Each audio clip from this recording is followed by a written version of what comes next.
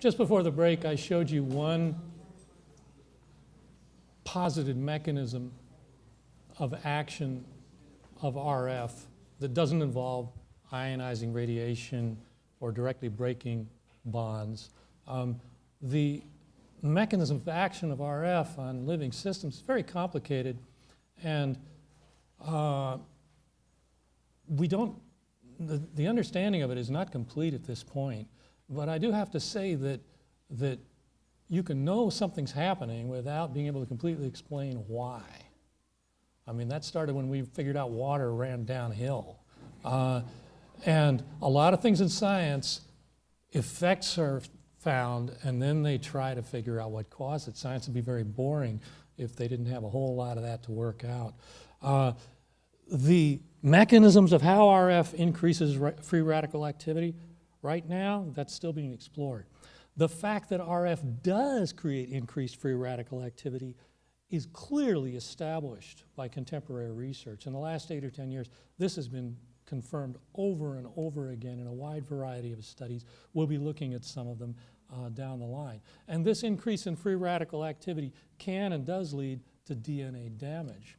Now, this is a picture of a COMET assay, which is a very sensitive way to measure DNA damage. You take a bunch of rat brains, that's an insensitive act of behavior, and take the cells and extract the chromosomes from them and extract the DNA. And all the chromosome from a rat, all the DNA from the same chromosome is going to be generally the same size. It's the same molecule. And then you put this in a diffusion medium and put it in a static electrical field, and that DNA from each chromosome will migrate across the field in a clump. And DNA molecules that are the same size, have the same mass, the same charge, they will move at the same rate and stay in a symmetrical clump. But if some of the DNA has been broken, the fragments are not the same size, and they'll smear out. They won't move at the same rate because they're not all the same size, they don't all have the same charge, and you'll wind up with a sort of a tail of a comet behind the main clump of intact DNA, caused by fragmented bits that aren't moving at the same rate. This comet tail of damaged DNA was caused in a rat experiment where they exposed the rats to a low level of 2.55 gigahertz microwave RF for 2 hours a day for 35 days. And this is a very sensitive assay, very. You can measure and look at head length, tail movement, compare shams to controls. And here in this study, we see that there's a statistically significant increase in the comet length, the length of the tail. And the statistical significance here, this is like, there's a chance of 2 parts in 10,000 that this is a random finding. That's the level of statistical significance here. In this study, they also looked at antioxidants in these rat brains and found that the exposed animals had lower levels of GPX activity and superoxide dismutase activity, 2 antioxidants to protect against oxidative stress. Melatonin secretion in a similar study at actually a lower power for a slightly longer interval of time showed significant decreases in melatonin in exposed versus sham exposed animals. And this little bar here is the 95% confidence interval. So you can see that at the top of that, anything above here is at least down to 2.5% or less, and it's quite lower than that in terms of the distribution of that. So that's a very significant finding. Now, if you're going to damage DNA on a chronic basis, there will be consequences to that. And there are various studies that have looked at this in various populations. Here's research where they analyzed deaths of male members of the American Radio Relay League who were resident in Washington, California from 1971 to 1983. And the brown here is the expected mortality based on actuarial tables, and then this is the actual mortality for all causes, for all leukemias, myeloid, acute myeloid and chronic myeloid leukemia were significantly elevated in members of the radio relay, ham radio operators who are spending a lot of time with their radios, which are transmitting.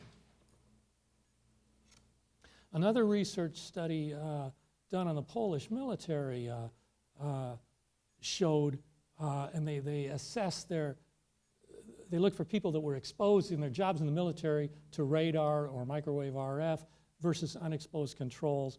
They found increased levels of cancer of all types, significant increases in all types, GI, brain, blood. Chronic myeloid leukemia was quite elevated, and acute myeloid leukemia also, and non-Hodgkin's lymphoma. A study of U.S. Air Force personnel stratified for level of exposure, looked at odds ratio for brain tumor. Now, an odds ratio of 1 is our control group, and the higher levels of exposure had a significant increase in odds ratio for brain tumor. In Netanya, Israel, a new cell phone tower was set up in this city in July of 1996, 1,500 watts, 850 megahertz. Power densities were measured in the exposed area, and they were well below, they were 1,000 times less actually than the FCC guidelines for 850 megahertz exposure. They compared cancer rates during the second year of exposure in 677 residents near the tower compared to 1,200 matched controls in another area of the city, and this is what they found. Here we have city as a whole, and in the colors here, area A, far from the tower, area B, I mean, and area A. And in males, females, and combined rate, significantly increased levels of cancer. The statistical likelihood of this being a random finding is 1 part in 10,000 in the study size they read. And most of this was a breast cancer increase in women. In Nyla, Germany, a town of 1,100 residents, a cell tower was installed in 1993. The medical history of 1,000 residents was reviewed for the years 1994 to 2004, and they compared cancer incidence in residents living within this area close to the tower compared to residents living farther away in the community, and compared to the death rates for the entire province. This is what they found. This is the death rates for cancer in new cases per 5,000 patient years for the whole province of Saarland, for the community of Nyla, for the inner area as compared to the outer area. A significant increase in cancer incidence near the tower. In Hausmannstatten and Walsoldberg, Austria, if I spoke German I could pronounce that. An NMT cell phone tower was operated here from 1984 to 1997. A case control study of cancer patients living within 1,200 meters of the tower was performed, and they measured exposure levels exterior to their dwelling. And then they looked at incidence of cancer of various types. The high level here, 1,000 microwatts per meter squared, I think the FCC guidelines is 6 million microwatts per meter squared if I did my math right. And here's what they saw. Breast cancer in the more exposed group. Brain cancer, that bar should go up to 121. This is 30 here. Now in Belo Horizonte, Brazil, a study came out of there in 2011. This is the capital of Minas Gerais state in Brazil. Population of 2,200,000 odd in 2010. Rated by the UN in 2007 as the best quality of life in Latin America. And by 2006, the infrastructure for cell phones had rolled out to where there was 856 towers installed in the city. It's a big city. And what they did was they went around the city and measured power densities. The highest power density they found in 2003 was 3 microwatts per centimeter squared. In 2008, the highest level they found was 40 microwatts per centimeter squared, which is 15 times less than the FCC guidelines. They mapped out all the towers in the city from the National Telecommunications Agency database. They got health department records and mapped out the deaths from neoplasia, and they got census and demographic records and figured out where all those people lived and mapped all that out. And then they measured the distance between each residence of a deceased person with cancer and the nearest cell phone tower. And this is what they found. Up to 500 meters proximity to the tower, significant increases in cancer death rates. It tails off as people got farther away. This blue line would be risk for the entire city as a whole.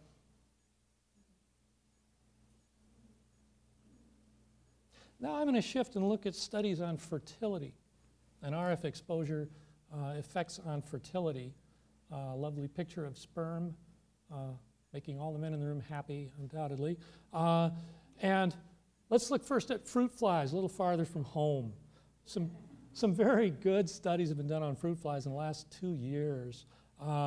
Insects are very resistant to ionizing radiation and radioactivity. Remember, cockroaches are supposed to inherit the earth after we all die in nuclear war.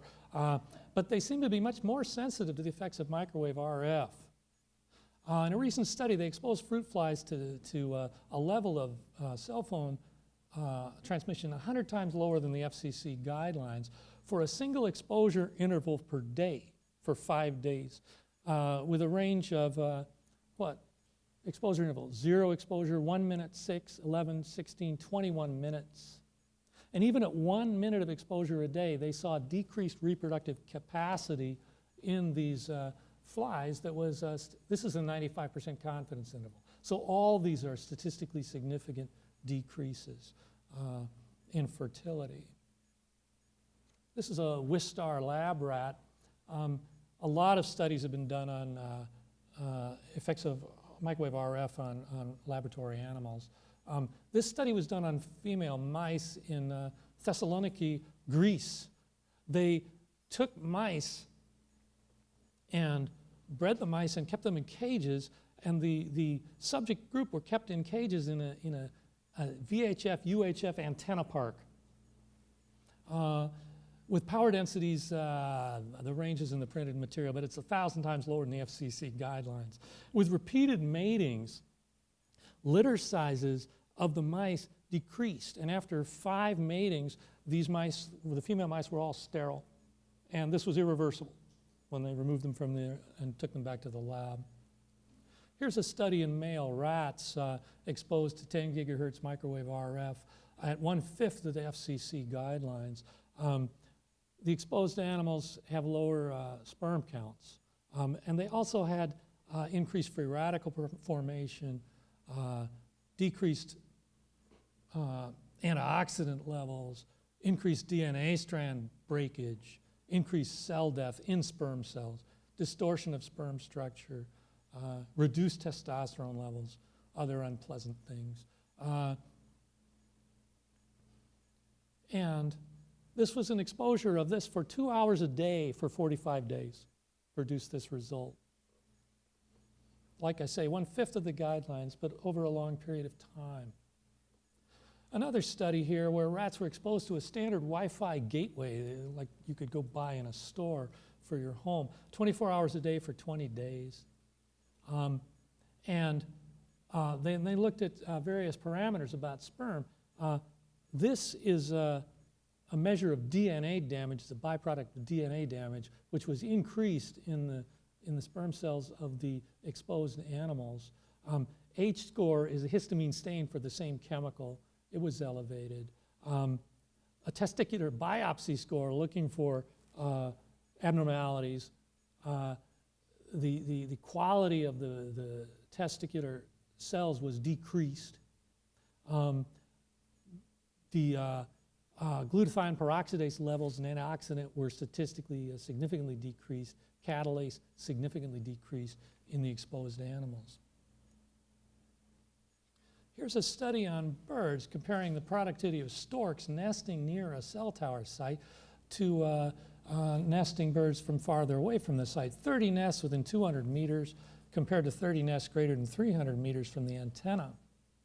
what they found, and this is the field intensity in volts per meters between the two sites, total productivity significantly decreased. Partial productivity, a change but not statistically significant. Nests without young, statistically significantly increased in the exposed birds. A study was done on amphibians, taking European common frogs, eggs, and putting them, exposing them to RF near cell phone towers for 2 months. Controls were placed in the same conditions, but they put a Faraday cage around them to block the radio waves. This is the mortality. The exposed animals, the eggs, about 90% mortality compared to a very low level in the ones with the Faraday cage shielding them. The exposed group, the surviving tadpoles, had poor coordination of motion, variations in size compared to the caged and protected animals. Now in human beings, sperm counts have been dropping for over 20 years, several decades. This is a graph of sperm counts in New Zealand have dropped 2.5% per year for the last 20 years. Pesticides in food have been implicated in this, but there's some evidence now suggesting that we should be concerned that microwave RF might also be playing a role in this. Here's an in vitro study, one leg of that tripod, studying cell phone transmission effects. At exposure levels, 5 minutes exposure, 10 centimeters from a cell phone, transmitting cell phone at a power density of 30 times less than exposure guidelines. Decrease in rapidly progressive and decrease in slowly progressing, an increase in sperm with no motility.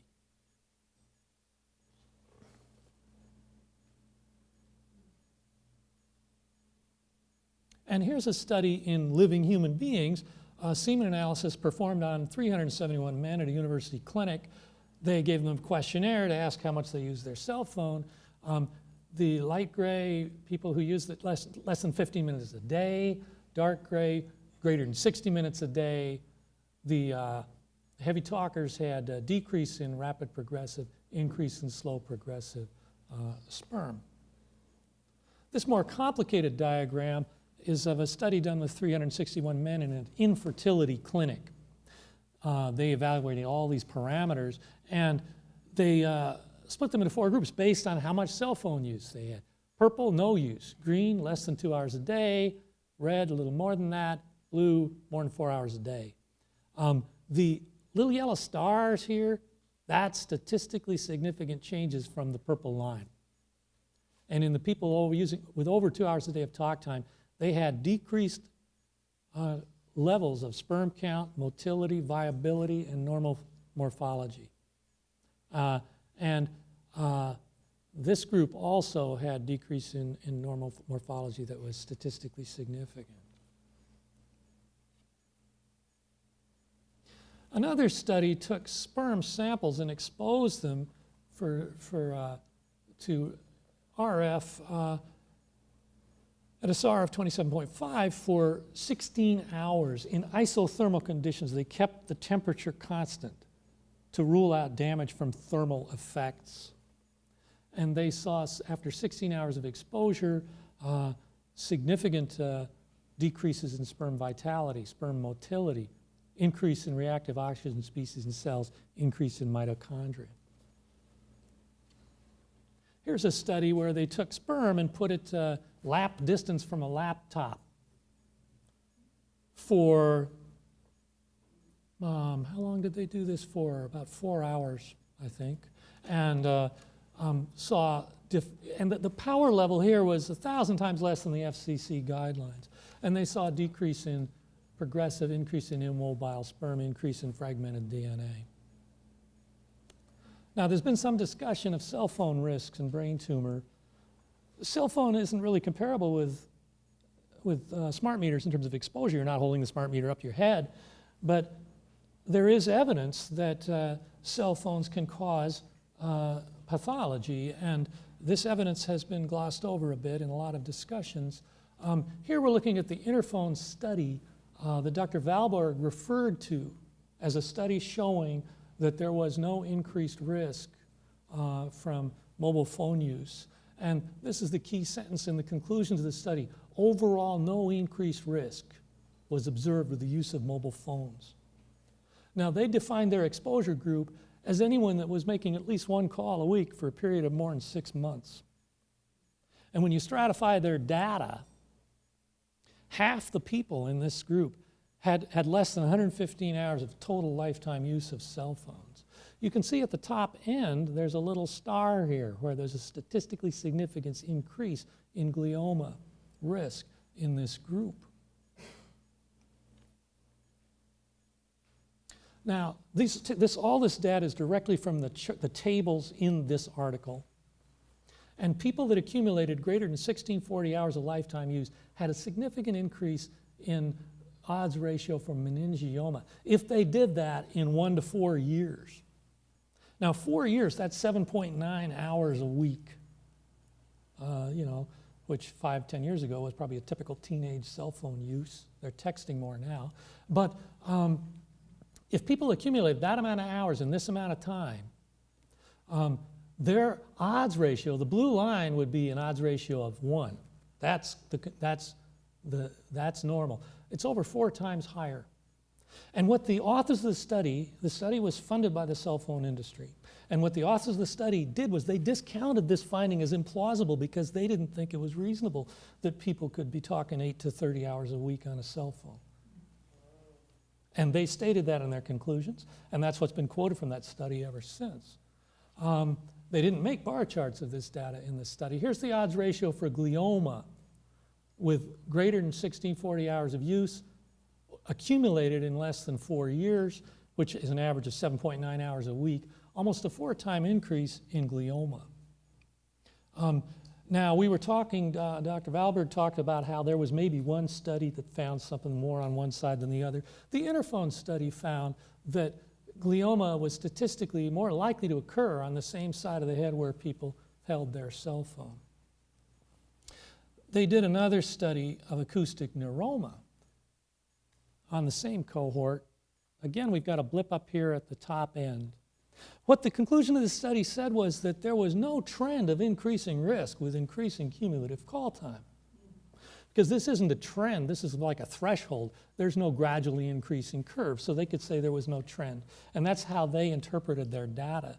They, again, discounted their findings for the people that said they were using it over 8 hours a day in 4 years.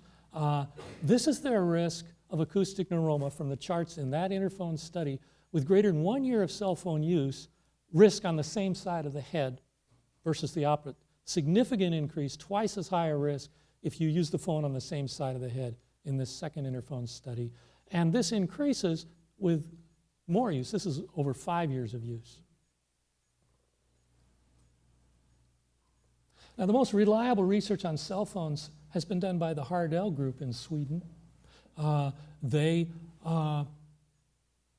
controlled for portable phones, the in-house portable phones. Their funding was, none of it was from the cell phone industry. And this is what they found, tumor risk for years of use with greater than 10 years of latency. And what we have here is using a cordless phone, mobile phone, people that use the mobile phone, people that use both. And as you get up into greater use, over a longer period of time, there's a higher risk. So with glioma, after 10 years of use, there's over 2 times the risk with use of cell phone or a mixture of cell phone and portable phone. This is their tumor risk for astrocytoma, another kind of brain tumor, stratified by years of use.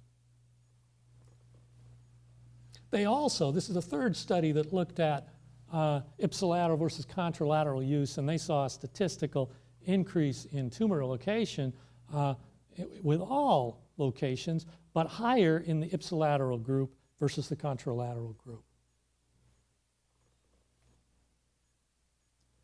They stratified their data by hours of use, and here the group that used for greater than 2,000 hours in a lifetime had 3 times the risk of any brain cancer. and greater than 3 times the risk of astrocytoma. This risk for astrocytoma is increased in the cell phone use in all 3 categories, and in cordless, cell phone, and combined in the greater than 1,000 hours and above. Are you getting close? Yeah, I'm down to my last 2 slides, I think. They also stratified their data by age of first use. When did people start using a cell phone? And people that start when they're less than 24 hours have a significantly increased risk of brain tumors. And the risk for one type, astrocytoma, is even higher. This is why I didn't give my kids a cell phone when they were in middle school. Now, I'm done showing you bar charts and talking about science and research. We made some recommendations to you. And our recommendations were that you try to minimize RF in how you use it.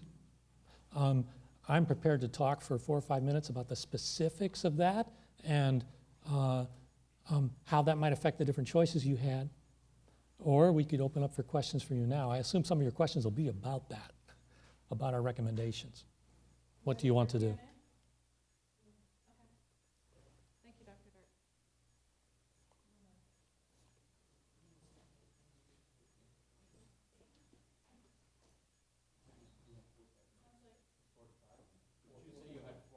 No, 4 or 5 minutes. 4 or 5.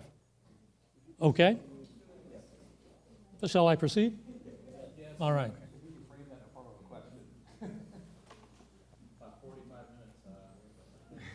What our advice to you, what I'm trying to show you is that there is significant research showing that there's a risk here.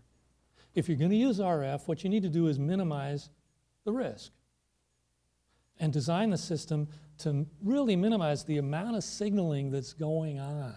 Low amounts of signal that go on constantly can have severe biological effects.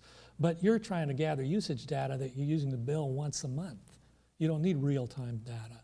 The engineering choices being produced by the industry haven't tried to do this. The industry is trying to deny that there's risk. They have not been trying to design it for minimum verbosity in general. Most engineering choices haven't been designed this way. But we think that it could be possible to design a system that worked with RF and got the job done without causing harm to the community. And the question is, what can you do to work that problem? Now, the problem is that excessive exposure can cause acute symptoms in many people. If 3% of the people in Eugene have that kind of symptoms, that's 4,500 people in this town. And excessive exposure can also cause chronic problems, some quite severe. So obviously what you don't want to do is pick a system that really increases the load on the community. We're already under load from cell towers and what?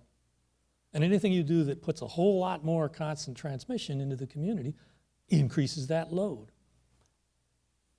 We don't think that just opting out is a practical solution to this. You can't, if you're in an apartment, you can't opt out of all the meters in the building. If you live across the street from it, you can't do that. You can't opt out of exposure to your neighbor's meter.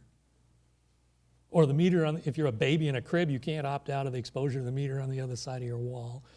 And you can't opt out of the tower exposures if you're living near a tower. And an opt-out won't protect people who don't opt out. So having a noisy system and letting some people opt out, politically you'd have to do that, but alone it isn't a solution to the problem.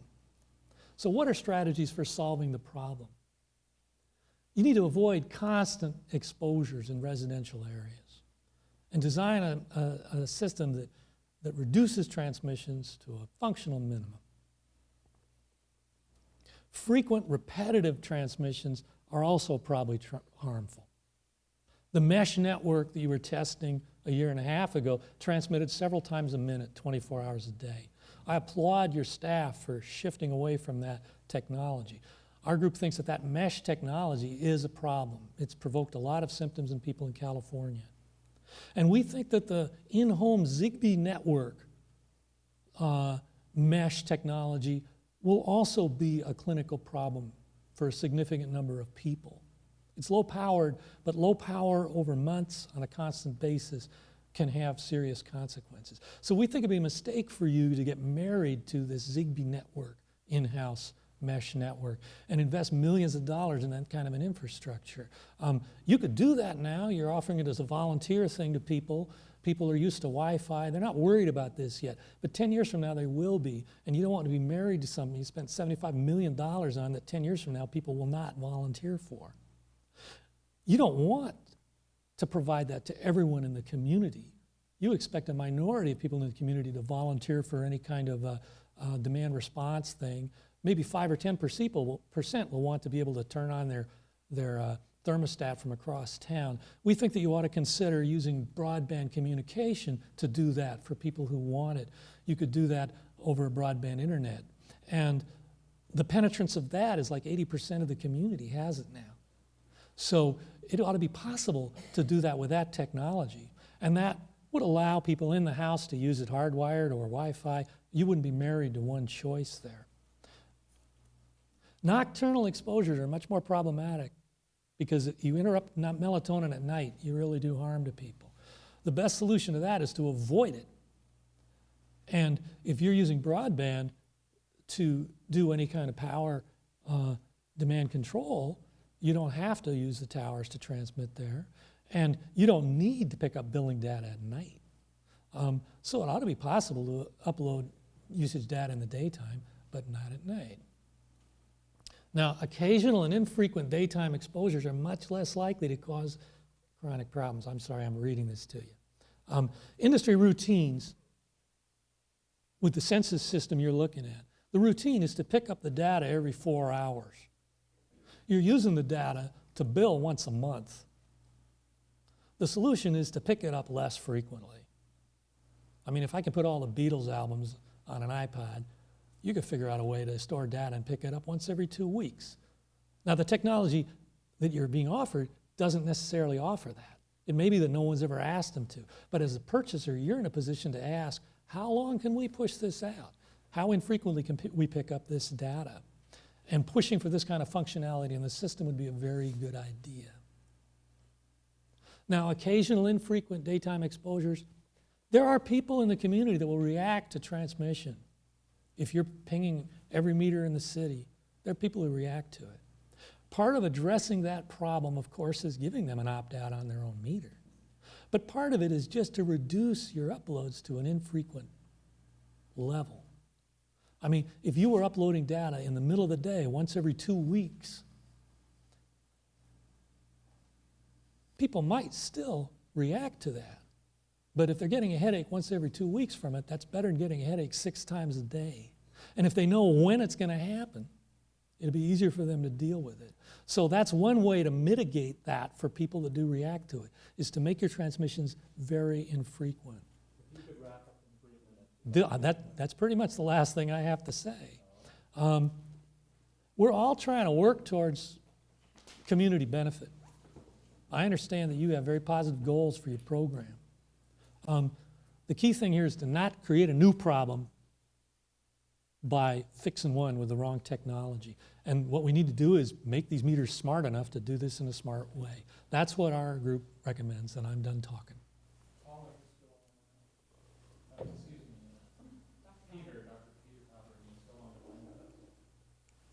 Yes, no, it's getting light here, but I'm hanging in here. So how do you want to do this, John, since we're a little bit behind schedule? Do you want to just open up for a round of questions for Dr. Dart and then a round for both? At very least, a round for Dr. Dart for equality. I'd like to start off. Mr. Dart, one of the primary recommendations in your report is that EWEB minimize the radio frequency footprint of any AMI system.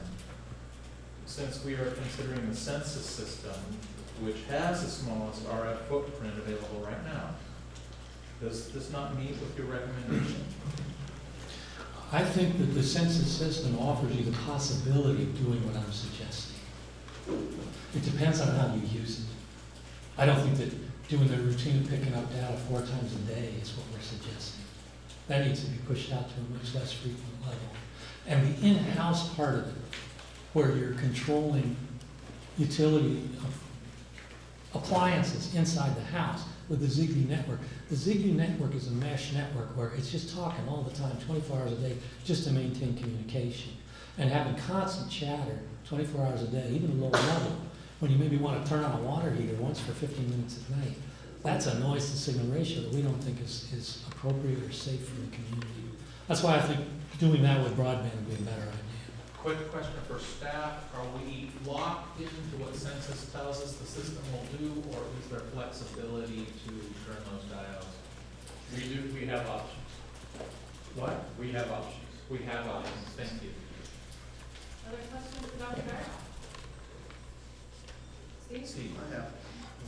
So, Dr. Dart, one of the things you didn't cover, but I've heard other folks talk about it at times, is people who claim to have EHS, or electro hypersensitivity, so that, yeah, the EHS. Have there been lab studies to confirm in certain individuals' ability to actually sense elevated levels of electromagnetism in it? There have been studies trying to do that, and some of them show an ability to do that, and some of them don't. It depends partly on how they're designed, and it depends partly on how well they control other exposures. The studies that show people can't figure out whether they're being exposed or not have been used to say these people don't exist. Having a problem and knowing what's causing it aren't the same thing. It's like asking someone with dysentery to know what kind of bacteria is growing in their gut. So the fact that EHS individuals can or can't identify a given transmission at a given time isn't really a reliable way to test whether the studies in that are mixed. One problem there is that when people react, some of them will react for hours afterwards. So it's very hard to do crisp, controlled studies. Commissioner Brown, Yeah, thank you very much. I found that very interesting. I was a little bit concerned about the breadth of the data. The vast majority of all the studies you cited work from Europe.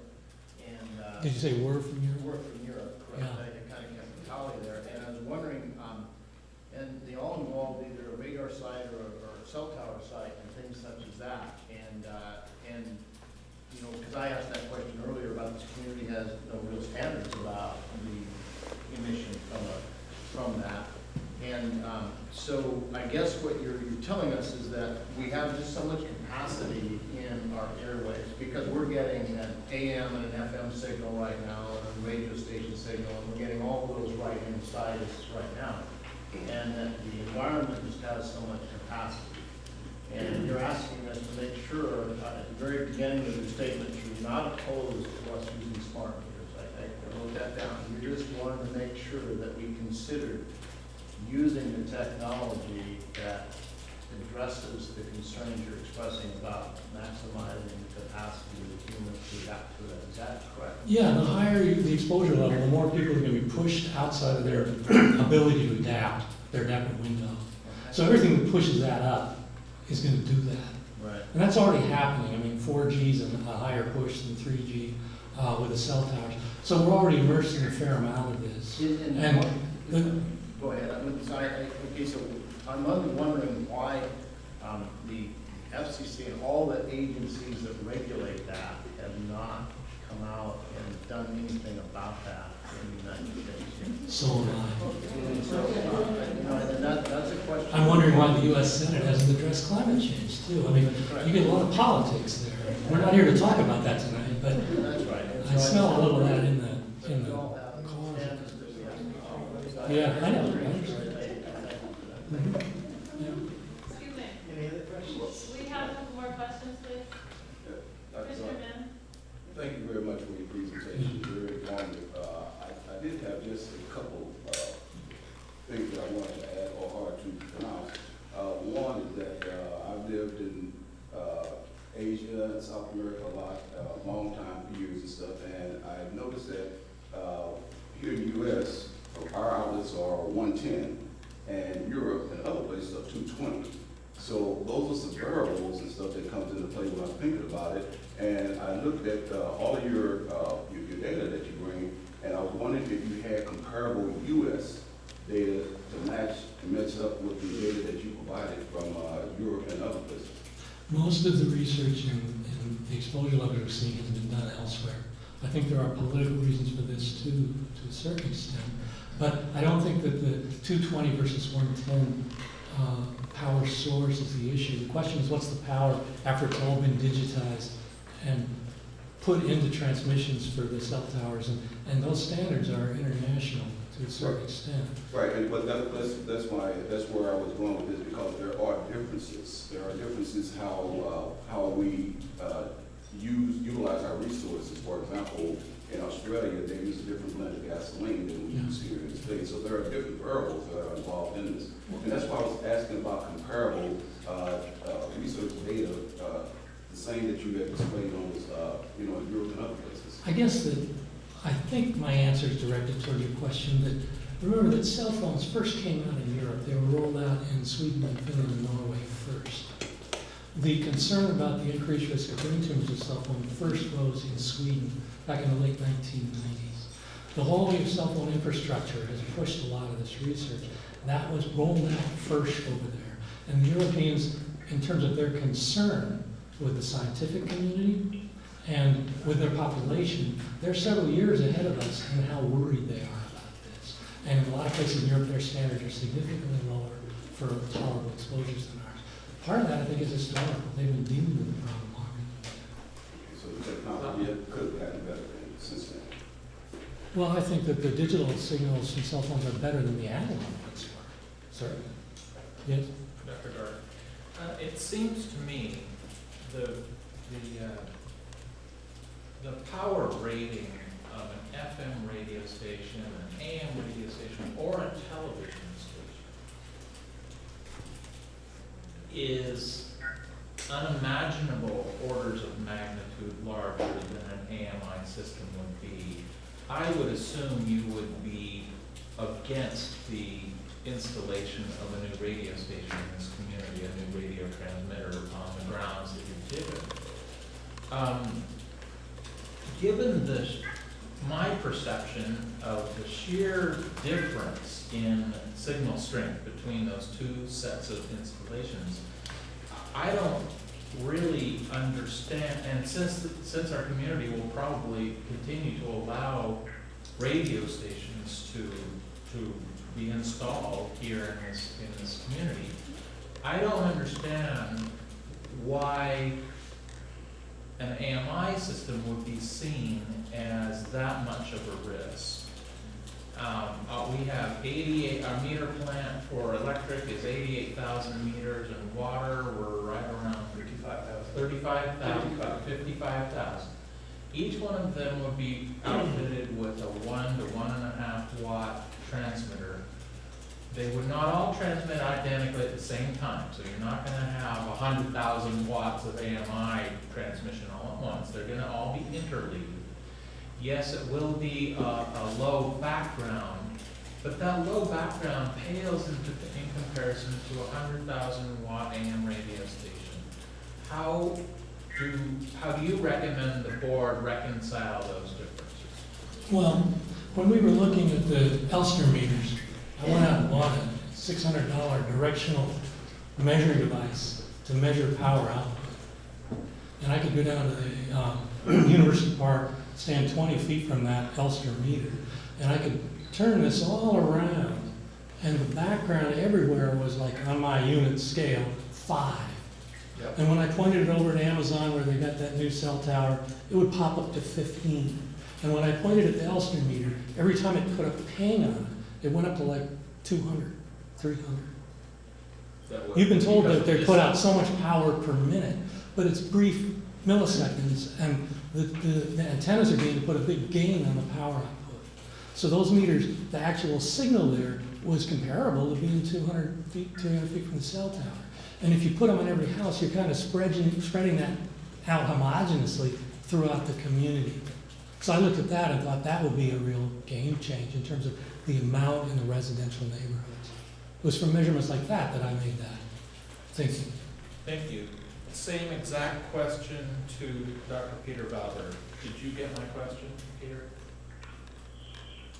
Yes, I think I hope that you can still hear me there. Yes, no, I did hear your question, and I think that you do raise a very good point that we're immersed in radio wave sources from all kinds. It's not just the television and radio antennas. There are many more dispersed sources that include things like emergency radio for police and fire and medicine, and also for the cell towers. So I think that the meters are, there's many of them there on each house, but everything that I have seen about the meters indicate that their duty cycle is really quite small, whereas the duty cycle of most other sources is pretty much continuous.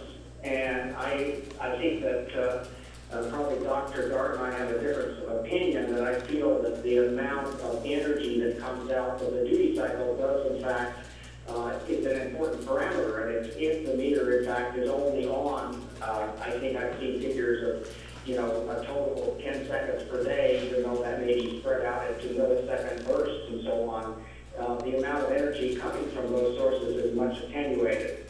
So I guess I would say that in terms of the RF environment, we're getting a lot of RF from our indoor sources, from outdoor sources like radio and television that come in our house. There's even satellite radio, GPS that comes down from the satellites as well. I think that the whole radio spectrum is being used much more efficiently than it used to be. I think someone made the comment that are the airwaves being saturated? I think because technology is allowing narrower and narrower bandwidth to produce the same amount of information transfer, it isn't necessarily getting saturated with overuse or something. That's exactly what the FCC has to regulate. But I do think that the predominant sources of RF in our environment are more likely to be things other than the smart meters, even when they're fully deployed. Thank you. Other questions from the board?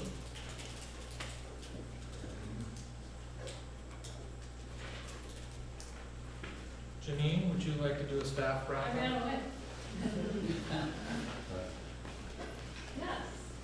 I think what I'd like to do is invite Greg to try to bring us back together. I know there's a lot of information. I just really, while I have the floor, I want to thank you all so very much for your patience and for honoring my request early on. I know it was a long time to sit through and a lot of information, so we look forward to hearing back from you at the August meeting. These presentations will be available on our website. If you want to leave me any comments on those green sheets, please do so. And I'll turn it over to Greg, and we will be brief. Yes, blessed are the brief. Yes. Thank you, Greg. So, just remind myself and everybody else in the room, all of our utility projects have some element of risk, and so what we're really concentrated on tonight is an element of risk that is associated with the use of radios in our smart meter system. It is not the only risk that is involved like other projects, just the one that we have to address tonight, and there is no perfect answer, so just a little reminder. Greg, I neglected to introduce you as the Sorry. EWEB employee and the project manager for the AMI project. So in case folks are wondering who this guy is and Dr. Valberg, I know it's like midnight East Coast time. If you need to hang up, we want to thank you at this point, and we'll be in touch with you soon. Okay, well, you're welcome. Okay, thanks so much. Yeah, thank you guys very much. Sorry, Greg. So without trying to sort out, who's right, you've seen a lot of information, and I think that the staff is at the place where we believe we can present you with a proposal and a system that really comports with both points of view that were presented here. We can minimize the RF risk just by reducing the RF footprint of the system, and in that sense, I can say we agree with both presenters in that sense. If Dr. Valberg is absolutely right, what he presents in RF is not a risk. Reducing the RF footprint of the system doesn't hurt. On the other hand, Dr. Dart is right, and Europe is finding out what we're going to find out 5 years from now. We believe we can minimize enough so that we're not going to be a major contributor of a future problem. So what we plan to do is bring to you part of our August 6th presentation to the board about the project, is we would look to you to bring a statement of principles of how we would expect to implement this system in a way that minimizes those risks, not just a perceived health risk around RF, but around issues that have been raised around safety of the meters, privacy of the information, and the cost risk that comes with any project, making sure you get the benefit for the dollars that are invested.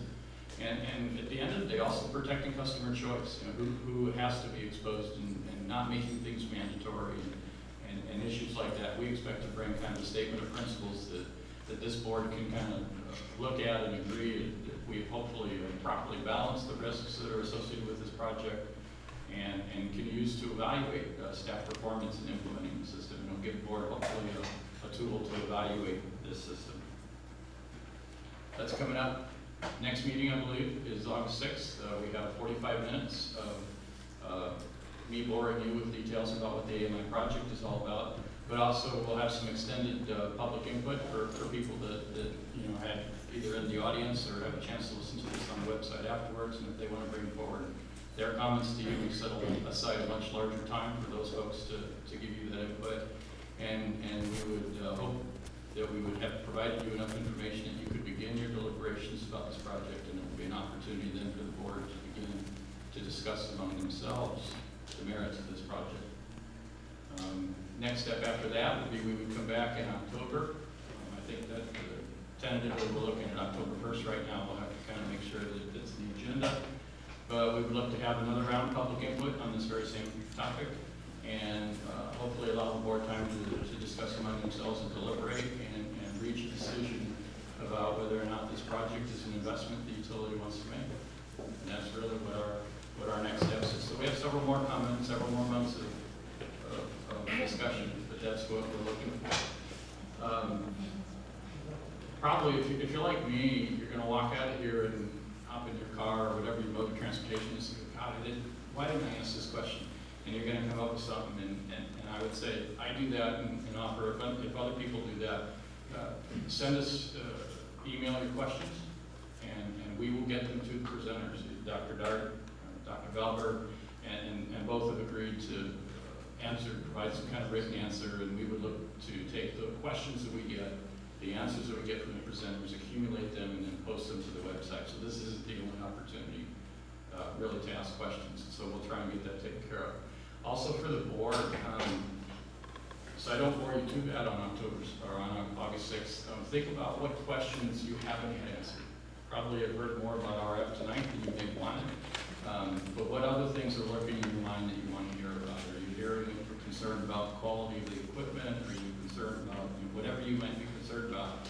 Think about those questions and email them to me so that I can kind of tune the presentation of the AMI project to what your outstanding questions are so that you are able to walk away with a full set of information. That's kind of your task and homework assignment between now and I would say between now and August 6th, but I got to get all my stuff to Taryn by next Friday, so you really you all got a couple of days.